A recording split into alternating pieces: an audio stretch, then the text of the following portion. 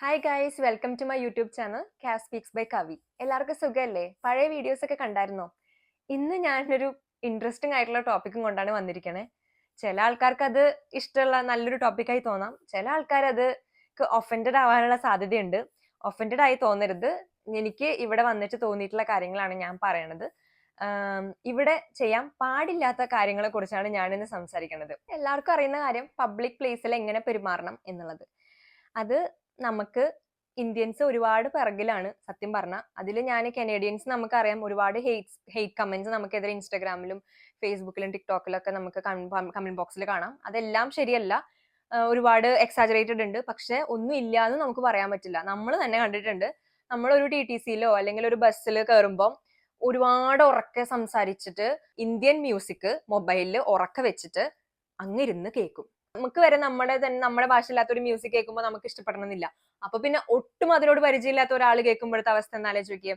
പിന്നെ അതുപോലെ തന്നെ ഉറക്ക വീഡിയോ കോൾ ചെയ്യുക, ഉറക്കെ ഇങ്ങനെ വോയിസ് റെക്കോർഡ് ചെയ്തിട്ടൊക്കെ ഇങ്ങനെ കേൾപ്പിക്കുക. അങ്ങനെയൊക്കെ ചെയ്യുന്ന ആൾക്കാർ ഒരുപാട് ഞാൻ കണ്ടിട്ടുണ്ട് നമ്മുടെ കമ്മ്യൂണിറ്റി, മീൻസ് ഇന്ത്യൻ കമ്മ്യൂണിറ്റിയിലുള്ളത്. അപ്പൊ അതൊന്നും നമ്മളൊരു മലയാളം നില നമ്മൾ ഒരിക്കലും ചെയ്യാതിരിക്കുക. അപ്പൊ നമ്മളെപ്പോഴും ഒരു ക്യൂ നിൽക്കുമ്പോഴായാലും അല്ലെങ്കിൽ ഒരു ബസ്സിൽ കയറുമ്പോഴായാലും ഇങ്ങനെ മുട്ടി ഉരുമ്മി അങ്ങനെ നിൽക്കരുത്, ചെയ്യാതിരിക്കുക. ഇനി അങ്ങനെ ചെയ്യേണ്ട ഒരു അറിയാതെ തട്ടൊക്കെ ആണെങ്കിൽ സോറി പറയാ, എക്സ്ക്യൂസ് മീ പറയാ. നമ്മൾ ആദ്യം അങ്ങനെ പറഞ്ഞിട്ട് ചെയ്യാം. പിന്നെന്ന് പറഞ്ഞാൽ നമ്മൾ പ്രോപ്പറായിട്ട് പേഴ്സണൽ ഹൈജീൻ പാലിക്കുക. അതാണ് ഏറ്റവും കൂടുതൽ നമുക്ക് കിട്ടാറുള്ള ഹെയ്റ്റ് കമന്റ്സ്. അപ്പം അത് ഇന്ത്യൻസിനെ കുറിച്ചാണ് കൂടുതൽ അവർ പറയാറ്. കാരണം നമ്മളുടെ ഫുഡിന്റെ സ്മെല്ല് ഭയങ്കര സ്ട്രോങ് ആയിട്ടുള്ള സ്മെല്ലാണ്. അപ്പൊ നമ്മൾ ബേസ്മെന്റിലൊക്കെ താമസിക്കുമ്പോൾ വെന്റിലേഷൻ കുറവായതുകൊണ്ട് നമ്മൾ കുക്ക് ചെയ്യുമ്പോൾ നമ്മുടെ ഉടുപ്പിൽ മണം പിടിക്കാൻ നമുക്ക് അറിയില്ല. കാരണം നമ്മൾ അവിടെ തന്നെ നിൽക്കുന്ന ആൾക്കാരാണ്, നമുക്ക് അറിയുന്നുണ്ടാവില്ല. പക്ഷെ നമ്മൾ പുറത്തിറങ്ങുമ്പോൾ ബാക്കിയുള്ളവർക്ക് അത് സെൻസ് ചെയ്യാൻ പറ്റും. അപ്പൊ ഏറ്റവും പ്രോപ്പർ ആയിട്ടുള്ള കാര്യം, നമ്മൾ കുക്ക് ചെയ്യുമ്പോഴായാലും അങ്ങനത്തെ എന്ത് കാര്യം ചെയ്യുമ്പോഴായാലും നമ്മുടെ പുറത്തിടുന്ന ഡ്രസ്സുകൾ പ്രോപ്പറായിട്ട് അത് കിട്ടാത്ത മണം അടിക്കാത്ത ഒരു സ്ഥലത്ത് കൊണ്ടേ വെക്കുക. ഇങ്ങനെ ശ്രദ്ധിച്ചു കഴിഞ്ഞാൽ ഒരുപാട് അങ്ങനത്തെ മണങ്ങളും അങ്ങനത്തെ പ്രശ്നങ്ങളൊക്കെ കുറഞ്ഞു കിട്ടും. പിന്നെന്ന് പറഞ്ഞാൽ നമ്മൾ പ്രോപ്പർ ഹൈജീൻ പാലിക്കുക എന്നുള്ളതാണ്. ഞാൻ എന്റെ പേഴ്സണൽ എക്സ്പീരിയൻസ് തന്നെ പറയാണ്. ഈവൻ ബസ്സിൽ കയറുമ്പോൾ നമുക്ക് തന്നെ ഒരുപാട് അത്രയും മോശം സ്മെല്ലായിട്ട് തോന്നാറുണ്ട്. അത് തോന്നിട്ട് നമ്മൾ അത് ആരാൻ തിരിഞ്ഞു നോക്കുമ്പോൾ അത് പലപ്പോഴും നമ്മുടെ കമ്മ്യൂണിറ്റിയിലുള്ള ആൾ തന്നെയായിരിക്കും. നമ്മുടെ കമ്മ്യൂണിറ്റിയോ അല്ലെങ്കിൽ നമ്മുടെ അടുത്തുള്ള രാജ്യങ്ങളിലെ കമ്മ്യൂണിറ്റീസ്. നമ്മൾ ഷവർ ചെയ്യുക, അത് കഴിഞ്ഞ് ഡിയോഡ്രന്റ് യൂസ് ചെയ്യുക. അതൊരു മസ്റ്റ് സാധനമാണ്. നിങ്ങൾ ഇന്ത്യൻ സ്റ്റുഡൻസ് വരുന്നുണ്ട് ഇവിടെ, അല്ലെങ്കിൽ നിങ്ങൾ ഇവിടെ താമസിക്കാനോ വർക്ക് പെർമിറ്റ് ആയിട്ട് വരുന്നുണ്ടെങ്കിൽ നിങ്ങൾ കയ്യിൽ കരുതേണ്ട മെയിൻ സാധനമാണ് ഡിയോഡ്രന്റ്. പിന്നെയുള്ളത് നമ്മുടെ കൾച്ചറാണ്. എന്ന് വെച്ച് കഴിഞ്ഞാൽ നമ്മൾ ഒരുപാട് ഇൻസ്റ്റഗ്രാമിലെ റീൽസിലും ടിക്ടോക്കിലൊക്കെ കണ്ടിട്ടുണ്ട്, ഒരുപാട് ഇന്ത്യൻസ് ഇങ്ങനെ പബ്ലിക്കായിട്ട് നമ്മുടെ കൾച്ചർ ഇങ്ങനെ കാണിക്കുക, നമ്മുടെ മ്യൂസിക് ഒക്കെ വെച്ച് ഡാൻസ് കളിക്കുക, പിന്നെ നമ്മുടെ പരിപാടി ഭയങ്കര ലൗഡായിട്ട് ഇങ്ങനെ ആഘോഷിക്കുക എന്നുള്ളത്. അപ്പൊ നമുക്കത് ഇഷ്ടമാണ്. പക്ഷെ അത് വേറൊരു കമ്മ്യൂണിറ്റിയിലോ അല്ലെങ്കിൽ വേറൊരു രാജ്യത്തുള്ള ഒരാൾക്ക് അത് ഇഷ്ടമാവണമെന്നില്ല.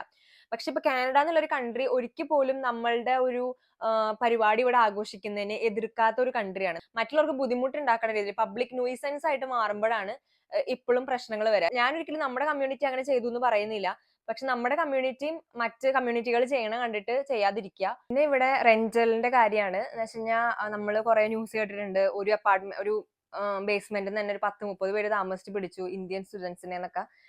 അപ്പം അത് നമുക്ക് തന്നെയാണ് നാണക്കേട്. അങ്ങനെ അങ്ങനെയൊന്നും ചെയ്യാതിരിക്കുക, തീടാക്കി പോവാതിരിക്കുക. നിങ്ങളൊരു സ്ഥലം വിട്ട് പോയിട്ട് അപ്പൊ ആ ഒരു ലാൻഡ് ലോഡിന് ഒരിക്കലും പിന്നെ ഇന്ത്യൻസിന് കൊടുക്കില്ല എന്നുള്ളൊരു അവസ്ഥ അവരെ കൊണ്ട് വരുത്തിക്കരുത്. ലാൻഡ് ലോഡ് അറിയാതെ ഇങ്ങനെ കുത്തി നിറച്ച് നിൽക്കുക, അതൊക്കെ വന്ന് ചെക്ക് ചെയ്യുമ്പോൾ ഒക്കെ റെയ്ഡ് ഒക്കെ നടന്നു കഴിഞ്ഞാൽ ഇത് നിങ്ങളെ ഭയങ്കരമായിട്ട് എഫക്ട് ചെയ്യും. നിങ്ങൾ സ്റ്റുഡൻസ് ആണ്, ഒരു ചെറിയ ക്രൈം പോലും നിങ്ങളെ ഡീപ്പോർട്ട് ചെയ്യാനൊക്കെ കാരണമാക്കുന്ന കാര്യങ്ങളുണ്ട്. പിന്നെ ഉള്ളത് ക്യാഷ് ജോബ്സ്. നമുക്ക് ഇവിടെ അത്ര അവേഴ്സ് സിന്നിൽ വർക്ക് ചെയ്യാൻ പാടുള്ളൂ എന്നുള്ളതുണ്ട്. അപ്പൊ അതിനും കൂടുതൽ വർക്ക് ചെയ്യുമ്പോൾ പലപ്പോഴും പലരും ക്യാഷ് ജോബ്സ് ആണ് എടുക്കാറ്. സ്റ്റുഡന്റ് ആയിരിക്കുമ്പോൾ അതിലൊരു റിസ്ക് എലമെന്റ്സ് ഉണ്ട്. എന്ന് വെച്ചാൽ നമ്മൾ അത് എടുത്തിട്ട് നമുക്ക് ഇത്ര അവേഴ്സ് വർക്ക് ചെയ്യാൻ പാടുള്ളൂ എന്നുണ്ട്. ഇവിടെ ഒരു റെയ്ഡോ അല്ലെങ്കിൽ ആരെങ്കിലും ഒറ്റിക്കൊടുക്കുക എന്തെങ്കിലുമൊക്കെ ചെയ്തിട്ട് അവർ വന്ന് റെയ്ഡ് ചെയ്ത് നമ്മുടെ സിന്നിൽ നോക്കുന്ന അവേഴ്സിനും ചേഞ്ച് ഉണ്ട്, ഇവിടെ ക്യാഷ് ആണ് നമുക്ക് കിട്ടണേന്ന് കണ്ടു കഴിഞ്ഞാൽ അപ്പൊ തന്നെ അവര് നമുക്കെതിരെ ആക്ഷൻ എടുക്കും. നമ്മളെ ഡീപ്പോർട്ട് ചെയ്യാൻ വരെ സാധ്യതയുണ്ട്. ചെയ്യരുതെന്നേ ഞാൻ പറയുള്ളൂ. പക്ഷെ ചെയ്യണ ആൾക്കാരാണെങ്കിലും അതിന്റെ റിസ്ക് മൊത്തം ഉൾക്കൊണ്ട് അത്രയും ആവശ്യമാണെങ്കിൽ മാത്രം ചെയ്യാം. പിന്നെ ഒരു കാര്യം എന്ന് പറയുന്നത്, ഇപ്പം കാനഡ എന്ന് പറഞ്ഞ ഒരു ഫ്രീ ആയിട്ടുള്ള കൺട്രിയാണ്. നമുക്കൊരു ഫ്രീഡം ഓഫ് ചോയ്സ് കൂടുതലുള്ള കൺട്രിയാണ്. നമുക്ക് നാട്ടിൽ കിട്ടാത്തതിനേക്കാളും ഫ്രീഡം ഇവിടെ കിട്ടുന്നുണ്ട് എന്ത് കാര്യം ചെയ്യാനാണെങ്കിലും. ഇപ്പോൾ ഡ്രസ് ആയാലും സ്മോക്കിംഗ് ആയാലും ആൽക്കഹോളിക് കാര്യങ്ങളായാലും ഡ്രഗ്സ് ആയാലും എല്ലാം ഇവിടെ ലീഗലാണ്. അപ്പൊ എന്താ സംഭവിക്കണെന്ന് വെച്ചാല് നമ്മൾ ചിലപ്പോൾ അത് ഓവർ ആയിട്ട് അത് യൂസ് ചെയ്യാനുള്ള ഒരു സാധ്യത. അപ്പൊ നമുക്കറിയാലോ, എന്താ പറയാ, അധികമായ അമൃതം വിഷം എന്ന് പറയുന്ന പോലെ തന്നെ എന്ത് കാര്യം നമ്മൾ കൂടുതൽ ചെയ്യുമ്പോഴാണ് പ്രശ്നം. ഇപ്പൊ നമ്മൾ നമ്മുടെ ലിമിറ്റ് കണ്ടിട്ട് നമുക്ക് ഇത്രയാണ് നമ്മുടെ കൺട്രോൾ ഉള്ളതെന്ന് മനസ്സിലാക്കിയിട്ട് നമ്മൾ ചെയ്യുകയാണെങ്കിൽ എന്ത് കാര്യം ചെയ്യുമ്പോഴും ഒരു പ്രശ്നമില്ല. പിന്നെ എനിക്ക് ഏറ്റവും ഇമ്പോർട്ടന്റ് ആയിട്ട് പറയാനുള്ളത്, ഇപ്പൊ യുകെയിലൊക്കെ നമ്മൾ ഒരുപാട് കേസ് നമ്മൾ കേൾക്കാറുണ്ട് ഇൻസ്റ്റാഗ്രാമിലൊക്കെ, ഇങ്ങനെ 18 വയസ്സിന് താഴെയുള്ള കുട്ടികളുടെ കാര്യങ്ങളൊക്കെ. ഇപ്പൊ കാനഡയിലത്തെ കുട്ടികൾ എന്ന് പറഞ്ഞാൽ നമുക്ക് ചിലപ്പം കണ്ട 18 വയസ്സ് തോന്നുകയാണെങ്കിലും അവർ ചിലപ്പോൾ 18 വയസ്സൊന്നും ഒറിജിനൽ ഉണ്ടാവില്ല. നമ്മൾ ഇവിടെ എന്ന് പറഞ്ഞാൽ ബോയ്സ് ആയാലും ഗേൾസ് ആയാലും ഇവിടുത്തെ 18 വയസ്സിന് താഴെ കുട്ടികളുടെ അടുത്ത് പോയിട്ട് ഫ്ലേർട്ട് ചെയ്യുക, അല്ലെങ്കിൽ അവരോട് എന്തെങ്കിലും ഫിസിക്കലോ എന്തെങ്കിലും കാര്യങ്ങളൊക്കെ ചെയ്തിട്ട് അത് ഇവിടെ പിടിച്ചു കഴിഞ്ഞാൽ നിങ്ങളുടെ ഭാവി അങ്ങനെ തന്നെ പോയി. കാരണം പോക്സോ എന്നുള്ളത് ഏറ്റവും ഇവിടെയും കാനഡയിലും യുകെയിലെ പോലെ തന്നെ സ്ട്രിക്റ്റ് ആയിട്ടുള്ള ഒരു കാര്യമാണ്.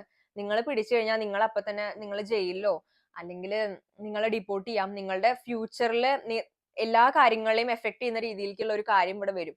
ടാക്സ് ഒക്കെ ഇല്ലേ, നമുക്ക് ഇവിടെ വർഷാവർഷം ടാക്സ് ഫയൽ ചെയ്യണം. അപ്പൊ ആ ഒരു ടാക്സ് ഒക്കെ പ്രോപ്പർ ആയിട്ട് ഫയൽ ചെയ്യുക, നമ്മൾ ടാക്സ് ഫ്രോഡ് ഒക്കെ കുറച്ചിട്ട് കുറച്ച് റെസ്പോൺസിബിൾ ആയിട്ട് നമ്മൾ എന്ത് ചെയ്യണം, ആ ടാക്സ് ഒക്കെ ഫയൽ ചെയ്യണം.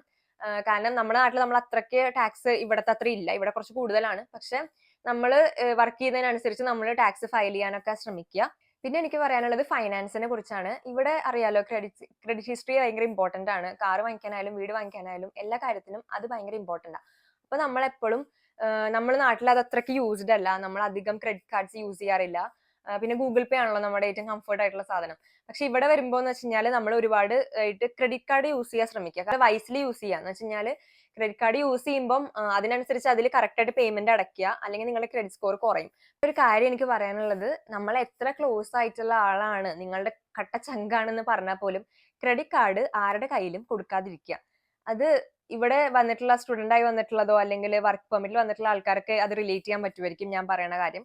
കാരണം എല്ലാവർക്കും അങ്ങനത്തെ ഒരു അനുഭവമോ അല്ലെങ്കിൽ ആ കേട്ടറിഞ്ഞ അനുഭവം ഉണ്ടായിരിക്കും. ഇങ്ങനെ ക്രെഡിറ്റ് കാർഡ് ആർക്കെങ്കിലും കൊടുത്തിട്ട് ക്രെഡിറ്റ് ഹിസ്റ്ററി മൊത്തം പോയി, അവസാനം ആ ഒരു ബന്ധം തന്നെ പോയ ഒരു അവസ്ഥയൊക്കെ ഉണ്ടായിട്ടുണ്ടാവും. അപ്പൊ ഒരിക്കലും നിങ്ങൾ പൈസ കടം കൊടുക്കുന്നതും ക്രെഡിറ്റ് കാർഡ് കൊടുക്കുന്നതും വ്യത്യാസമുണ്ട്. അപ്പൊ അത് പറയാൻ കാരണം എന്ന് വെച്ചാൽ ഞങ്ങളുടെ എക്സ്പീരിയൻസ് എന്നാണ് ഞാനത് പറയണത്. ഇപ്പൊ എന്റെ ഹസ്ബൻഡ് ഇവിടെ സ്റ്റുഡന്റ് വിസയിൽ വന്ന സമയത്ത് നമ്മള് അവരെന്ന് വെച്ച് കഴിഞ്ഞാൽ ഒരു 5 വർഷം മുന്നേ 5-6 വർഷം മുന്നേ വന്നത്. അപ്പൊ ആ സമയത്ത് ഞാൻ ഇത്രയും ഇമിഗ്രേഷൻ ആയിട്ടില്ല. അപ്പൊ അവർക്ക് അറിയുന്ന നോളേജ്, ഇപ്പൊ സോഷ്യൽ മീഡിയ ഒന്നും അത്ര ആക്റ്റീവ് അല്ലല്ലോ. അപ്പൊ നമുക്ക് അത്ര അറിയില്ലല്ലോ. ആ സമയത്ത് ഇവൻ വർക്ക് ചെയ്തിരുന്ന പാർട്ട് ടൈം ജോലി ചെയ്തിരുന്ന ആള് ഇവന്റെ ആ ഒരു ഓണർ ആണ് പറയണത്. ആ ഒരു ഓണർ ഒരു ശ്രീലങ്കൻ ആയിരുന്നു. അപ്പൊ അയാൾ പെട്ടെന്ന് ഒരു ആവശ്യത്തിന് അയാൾക്ക് ഒരു എമൗണ്ട് വേണം എന്ന് പറഞ്ഞപ്പം ഇവനോട് ചോദിക്കുമ്പോൾ നമ്മൾ എന്താ നമ്മുടെ ഒരു മാനേജർ അല്ലേ എന്ന് പറഞ്ഞിട്ട് ഇവൻ എടുത്തു കൊടുത്തു. അത് ഉണ്ടായത് എന്താണെന്ന് വെച്ചാല് അയാൾക്ക് കൊടുത്ത ക്രെഡിറ്റ് കാർഡ് എന്ന് പറഞ്ഞാൽ 7,000 ക്രെഡിറ്റ് ലിമിറ്റ് ഉള്ള ഒരു കാർഡായിരുന്നു. അയാള് പിന്നെ നൈസായിട്ട് മുങ്ങി എന്ന് മാത്രമല്ല, മുങ്ങിയത് അറിഞ്ഞതുമില്ല. നമ്മൾ എക്സ്പെക്ട് ചെയ്യുന്ന അയാളെ കുറച്ച് ഞാൻ വരും എന്നുള്ളതല്ല. കാരണം നമുക്ക് ജോലിക്ക് തരുന്നുണ്ടെങ്കിൽ അയാൾ ഇവിടെ മുങ്ങാനുള്ള ഒരു അവസരം ഇല്ല എന്ന് നമ്മൾ വിചാരിക്കും.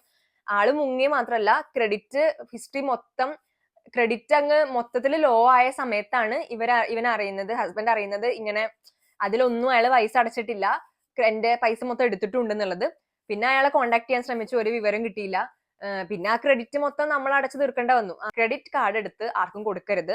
ആരെങ്കിലും മോഷ്ടിക്കുകയാണെങ്കിൽ തന്നെ അപ്പൊ തന്നെ വിളിച്ച് ബ്ലോക്ക് ചെയ്യുക. Not to do in Canada എന്ന് പറയുന്നത് പ്രൊഫഷണലിസം ഫോളോ ചെയ്യാത്തതാണ്.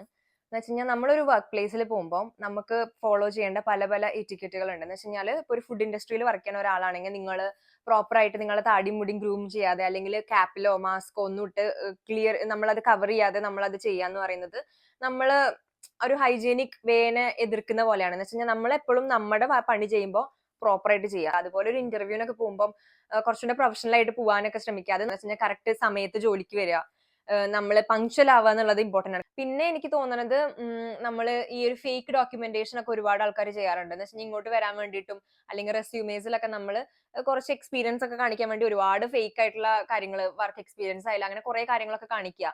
അപ്പൊ നമ്മള് അങ്ങനത്തെ അവർ കണ്ടുപിടിച്ചു കഴിഞ്ഞാൽ അത് റെഡ് ഫ്ലാഗ് ആണ് നമുക്ക്. പിന്നെ അടുത്തൊരു തിങ്സ് നോട്ട് ടു ഡു എന്ന് പറയുന്നത് നമ്മള് നെറ്റ്വർക്കിംഗ് ചെയ്യാതിരിക്കുക എന്നുള്ളതാണ്. കാരണം നെറ്റ്വർക്കിംഗ് കാനഡയിൽ ഭയങ്കര ഇമ്പോർട്ടന്റ് ആയിട്ടുള്ള കാര്യമാണ്.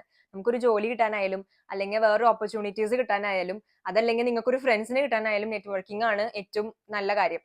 പിന്നെ ഇവിടുത്തെ ഹെൽത്ത് കെയറിൽ നിങ്ങൾ നോക്കേണ്ട കാര്യം എന്ന് വെച്ച് കഴിഞ്ഞാൽ നമ്മൾ സ്റ്റുഡന്റ് ലൈഫ് ആയിരിക്കുമ്പോൾ നമ്മൾ ഫാമിലി ഫിസിഷ്യൻ ഒന്നും കാണാൻ പോകില്ല അധികം, അല്ലെ? പക്ഷെ നിങ്ങൾക്ക് ചില സമയത്ത് കോളേജിൽ നിന്ന് നിങ്ങൾക്ക് ഒരു ഹെൽത്ത് ബെനിഫിറ്റ്സ്, ഹെൽത്ത് ഇൻഷുറൻസ് ഒക്കെ ഉണ്ടാവും. അപ്പൊ അത് പ്രോപ്പർ ആയിട്ട് യൂസ് ചെയ്യുക. ഇനി അതല്ല, നിങ്ങൾക്ക് അങ്ങനെ ഹെൽത്ത് ഇൻഷുറൻസ് അവിടെ നിന്ന് കിട്ടുന്നില്ലെങ്കിൽ നിങ്ങൾ ഇവിടുത്തെ ഹെൽത്ത് കാർഡ് എടുത്തിരിക്കുക. പിന്നെ ഏറ്റവും ഇമ്പോർട്ടന്റ് ആയിട്ടുള്ള കാര്യം ഡെന്റൽ ഇൻഷുറൻസ് എടുക്കുക. കാരണം ഇവിടെ ഡെന്റൽ എക്സ്പെൻസ് ഭയങ്കര കൂടുതലാണ്. നമ്മളുടെ ഇടയിൽ തന്നെ പല്ലുവേദന വന്നിട്ട് നാട്ടിൽ പോണ അത്രയും ആൾക്കാരുണ്ട്. കാരണം നാട്ടിൽ പോവാണെങ്കിൽ അത്രയും പൈസ ഇല്ല ഇവിടെ അടയ്ക്കുന്നതിന് പല്ല്, അങ്ങനത്തെ ഒരു സിറ്റുവേഷൻ ആണ്. അപ്പൊ ഡെന്റൽ ഇൻഷുറൻസ് എടുക്കുകയാണെങ്കിൽ നിങ്ങൾക്ക് അത് ഒരുപാട് കവർ ചെയ്യും.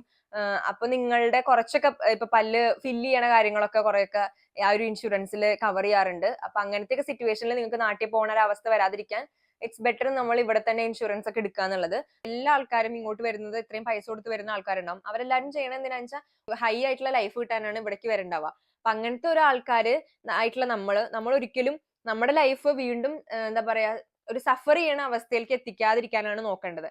അപ്പൊ ഇങ്ങനത്തെയൊക്കെ ഓരോരോ കാര്യങ്ങൾ നമ്മൾ ചെയ്യുമ്പോൾ നമ്മുടെ കമ്മ്യൂണിറ്റിക്ക് എതിരെയുള്ള ഹെയ്റ്റ് സ്പ്രെഡ് ആവും.